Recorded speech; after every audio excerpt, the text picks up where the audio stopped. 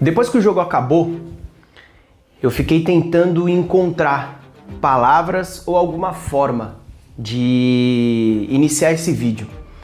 E quando eu digo que o Santos é um time repetitivo, que o Santos é um time que não entrega coisas novas, nem para quem fala sobre o dia a dia do clube, isso é muito verdade. Quando o Santos ele parece que as coisas vão começar a acontecer, que um fato novo vai surgir para mudar a história do clube nessa temporada, vem novamente um balde de água fria e quem paga por isso mais uma vez é o torcedor do Santos. Um torcedor que viu o time se classificar na última quarta-feira contra o próprio Curitiba, um torcedor que já estava se animando com as últimas atuações do time, viu que o time melhorou, viu que o time começou a vencer 7 jogos sem perder, 2 vitórias seguidas, e se encheu de expectativa, e se encheu de brio, se encheu de orgulho, de esperança para o jogo na capital. A gente sabe que o Santos manda a maioria dos seus jogos em Santos, é muito difícil o torcedor da capital ir até Santos por vários fatores, a distância, o gasto, enfim. E o Santos vem para São Paulo, a torcida faz uma festa linda, maravilhosa, né? O Química Arena tava, assim, muito bonita, o estádio inteiro de branco, uma atmosfera propícia para o Santos vencer o Curitiba e, de fato, confirmar essa boa fase. E o Santos, ele decepciona o seu torcedor mais uma vez. A impressão que passa é de que o Santos odeia o seu torcedor. A impressão que passa é de que o Santos, ele gosta de ver o seu próprio torcedor na merda. Gosta de ver o seu próprio torcedor no fundo do poço. Gosta de ver o seu torcedor sem o mínimo de esperança. E mais uma vez isso aconteceu. E dessa vez foi para mais de 20, 30 mil pessoas que foram até a Neoquímica Arena. E eu queria começar esse vídeo não falando sobre o jogo, mas dando um recado para você, torcedor santista. Amanhã vai ser realizada uma reunião do Conselho Deliberativo para a mudança do Estatuto do Santos. A torcida jovem já está convocando geral para a porta da Vila Belmiro amanhã para protestar, para cobrar essa diretoria. O Marcelo Teixeira, que não entende nada de futebol, o Alexandre Matos, que também não entende nada, a alta cúpula do Santos, que tá lá só pra fazer número, tá lá só pra sugar o clube. Esses caras, eles são sanguessugas. Então vai rolar uma reunião amanhã do Conselho Deliberativo. Você que é torcedor santista, que pode ir, que pode comparecer a essa cobrança que a torcida do Santos vai fazer amanhã, faça isso. Se você não conseguir, fique ligado nas redes sociais, nas pessoas que acompanham o Santos, nas pessoas que cobrem o dia a dia do Santos, nas pessoas que têm informações de dentro do clube, para você ficar esperto, para você ficar ligeiro na hora do seu voto, para você ficar a par do que esses fascínores desgraçados querem fazer com o Santos Futebol Clube. Então, torcedor santista, amanhã, essa semana, é uma semana preponderante para o futuro do clube. E estejam ligados em tudo o que está acontecendo. Enfim, já até perdi o que eu ia falar. Deixe seu like, compartilhe esse vídeo, se inscreva no canal, dá o hype. É difícil, mas pra gente continuar levando o Santos adiante. E torcer pro Santos, rapaziada, é isso. Uma vez eu escutei uma frase que diz o seguinte: torcer pro Santos é como casamento. Geralmente você fica sem sexo, geralmente você fica sem prazer. Mas você continua ali porque você gosta, porque tem cumplicidade, porque tem amor, porque tem carinho. E essa tem sido a rotina do torcedor do Santos, que lotou a Neoquímica Arena, que foi pro jogo cheio de expectativa, e viu o Coritiba bailar em cima do Santos. Foi um atropelo, foi qualquer coisa que vocês quiserem, tá? O Santos começou o jogo com várias mudanças, e assim, foi um dia que nada deu certo pro Santos, tá? Foi aquele dia, justamente o dia que é noite, que nada dá certo. O Santos poderia estar jogando com o Coritiba até agora, que não conseguiria fazer um gol, que nada daria certo pro Santos, a começar antes da partida. O Igor Vinícius sentiu uma febre, sentiu um mal-estar e precisou ser substituído pelo Mike. O Christian Oliva e o Barreal, antes da partida também, sentiram fisgadas na panturrilha e precisaram ser substituídos também. Então o Santos foi a campo praticamente com a mesma escalação, a não ser pelas entradas do Gustavinho no meio-campo, o Mike na direita e o Moisés na frente. E mesmo com essas substituições, mesmo o Santos tendo esses remendos para a partida, você olhava no papel e você ainda conseguia ver um time competitivo. Um time que conseguiria bater de frente com o Coritiba, e essa era, de fato, a nossa expectativa. Só que se criou um clima de festa, se criou um clima de oba-oba, se criou um clima de, o Neymar é o último jogo do Neymar antes da convocação, então o Santos tem que deitar para o Neymar ser convocado, aquele clima de oba-oba, eliminamos os caras na quarta-feira e tudo. Só que futebol é dinâmico. Futebol, ele muda muito rápido de um dia para o outro. O Coritiba nunca deixou de ter um time competitivo porque foi eliminado pelo Santos na quarta-feira, muito pelo contrário. O Coritiba já havia vindo na Neoquímica Arena e vencido o Corinthians por 2-0.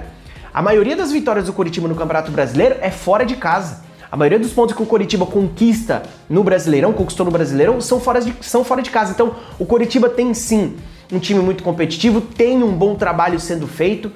Então, o Coritiba não deixou de ser competitivo porque foi eliminado pelo Santos na quarta-feira, muito pelo contrário.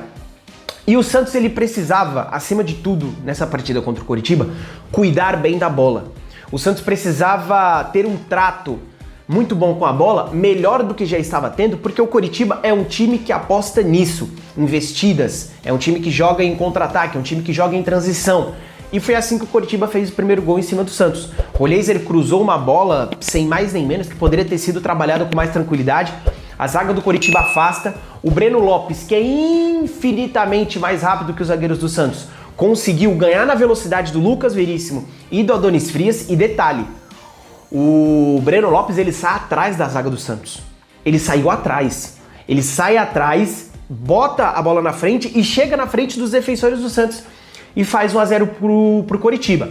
As mexidas que o Cuca fez nesse time do Santos, no time do Santos para essa partida, foram mexidas que não me agradaram. Foram mexidas que, ao meu ver, foram erradas e prejudicaram o desempenho do time. A começar pelo Mike na direita. E aqui, vamos tirar logo o elefante branco da sala, porque o Mike não teve culpa nenhuma nos gols que o Santos sofreu.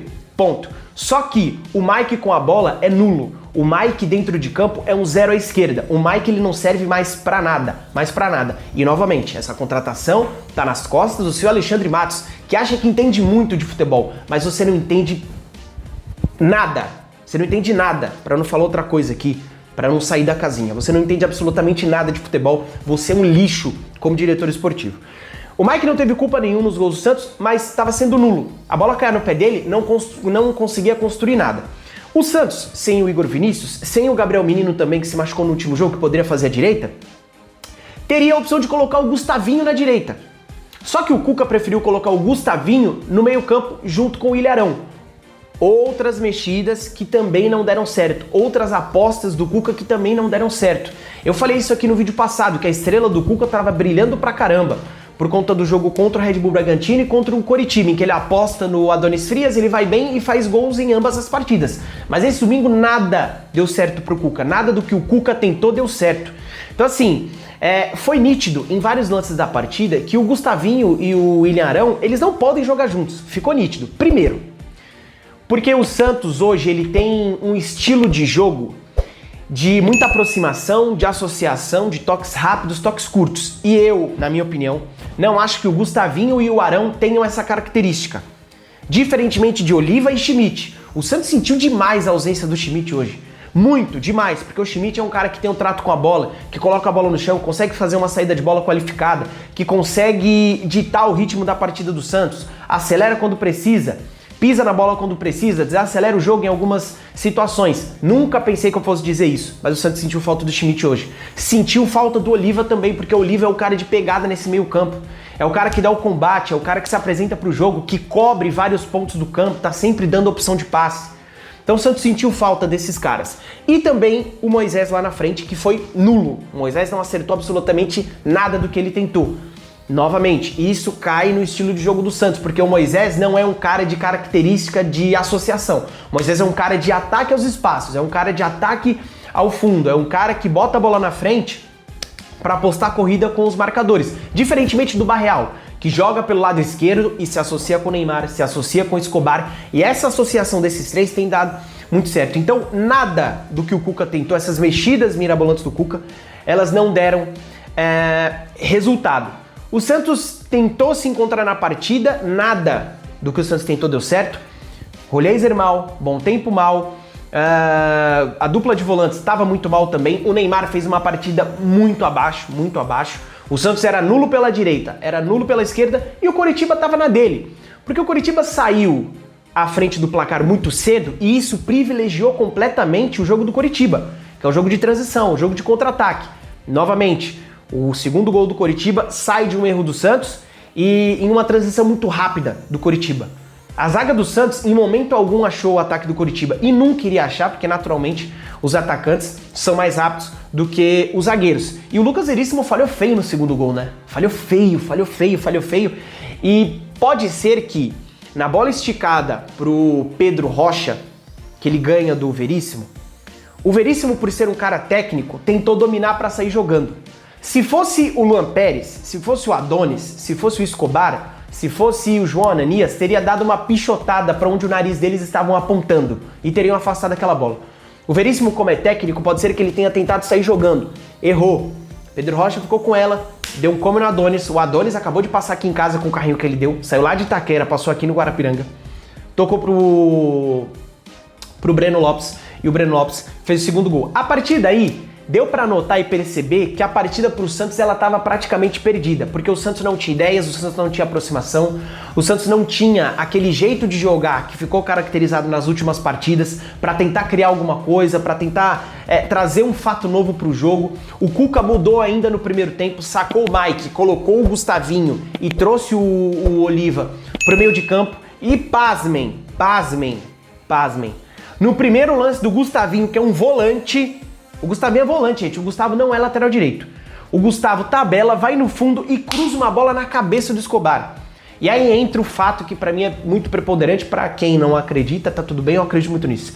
O problema do Santos é espiritual. É espiritual. Eu só consigo chegar nessa conclusão. É espiritual o problema do Santos. É espiritual essa desgraça que acontece com esse time. Bola na cabeça do Escobar, ele cabeceia. O goleiro do Coritiba faz uma puta defesa, a bola bate no travessão, volta pro Neymar. O Neymar cabeceia, o goleiro pega de novo. No rebote, o Roleiser chuta pra fora. Pra completar tudo isso, pra completar todas essas merdas que aconteceram no jogo, os jogadores do Santos estavam escorregando toda hora. E eu, sinceramente, sou um cara que aprecio muito o gramado da Neoquímica Arena, que pra mim, se não for o melhor, é um dos melhores gramados do país.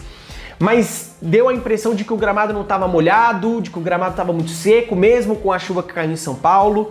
É muito normal a gente ver nos jogos do Corinthians a bola rolando muito rápido, os jogadores do Corinthians tendo um jogo mais rápido por conta do gramado molhado, da bola que corre mais rápido, e nesse jogo isso não aconteceu, os jogadores do Santos escorregaram demais, muito, não sei o que estava acontecendo, sei lá, será a chuteira, enfim. E no lance do terceiro gol, do pênalti do Coritiba, foi exatamente isso. A zaga do Santos falhou de novo. Foi, assim, um desastre o jogo defensivo do Santos. Um desastre. Parecia que a defesa do Santos estava se encontrando com o Adonis Frias e o Lucas Veríssimo. Nesse jogo tudo foi por água abaixo que eles fizeram nos dois últimos jogos. Foi horrível a atuação defensiva do Santos. O Lucas Veríssimo erra de novo. O Escobar tenta dar o bote e acaba fazendo o pênalti novamente no Breno Lopes. O Josué bateu, fez 3-0 e ali o jogo pro Santos acabou. Acabou porque, vamos pro intervalo, o Cuca faz várias mudanças, bota o Gabigol, coloca o Barreal, o Santos vem com uma formação diferente, tenta um fato novo, só que não teve futebol no segundo tempo. O que nós tivemos no segundo tempo desse jogo foi uma grande presepada. Tudo de ruim aconteceu no segundo tempo. A gente teve tudo, menos futebol, menos bola na rede. A começar pela contusão do Luan Pérez, que também entrou na partida.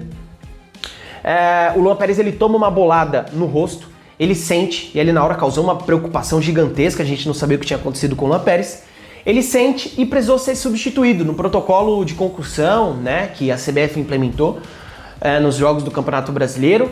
Ele precisou ser substituído, João Ananias entra. E aí o jogo continua rolando ali e tudo mais, o Neymar sente uma fisgada na panturrilha, ele sai do campo para ser atendido, porque ele não pode ser atendido dentro do campo. E aí me vem o quarto árbitro, os organizadores dessa merda desse jogo e fazem a maior presepada que eu já vi em um jogo de futebol aqui no Brasil. Você já tinha visto, Titi, um negócio desse? Você já tinha visto essa... Sério, cara, você já tinha visto isso que aconteceu? Eu já vi comissão técnica errar quem iria ser substituído.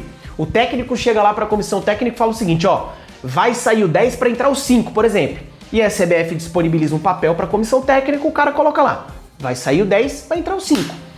Beleza. Aí, quando a substituição acontece, o técnico pega e fala, mas eu não mandei tirar o 5, eu mandei tirar o 7. E aí, beleza, a comissão técnica errou. Agora, os organizadores dessa jossa, dessa trolha, errarem, eu nunca tinha visto. E ali se causou uma confusão, porque quem iria sair era o Escobar. O cara levantou a placa pro Robinho Júnior entrar e na placa tava dizendo que ia sair o 10 e entrar o 7, ou seja, o Neymar ia sair. Só que no papelzinho que a CBF disponibiliza para a comissão técnica, claramente o Cuca tinha colocado que iria sair o 31, o Escobar. E aí eu não sei quem errou, se foi o quarto árbitro, se foi o delegado da partida. Obviamente que isso não interfere no resultado, tá? O Coritiba fez o placar, o Coritiba mereceu vencer o jogo. E isso nem entra na conta. Se o Neymar continuou no jogo, o Santos não venceria. O Coritiba iria vencer o Santos de qualquer maneira. Mas isso tem que ser investigado. Tem que ser investigado porque aí entra também a questão do Neymar. O Neymar era o último jogo dele antes da convocação amanhã.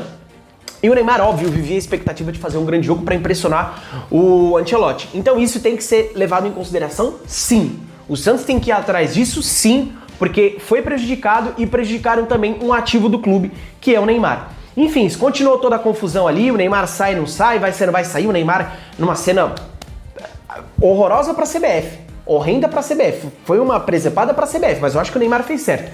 Tirou o papel da mão do quarto árbitro e mostrou. O número 31 tá aqui, ó. Era o número 31 que ia sair. E não saiu o 31. E a partir do momento que o Robinho Júnior, ele pisa no gramado, a substituição não pode ser refeita. Enfim, o Santos continuou. Depois o Barreal foi expulso numa entrada no Breno Lopes também. Enfim, e ali o jogo já tinha acabado, já tinha tudo terminado.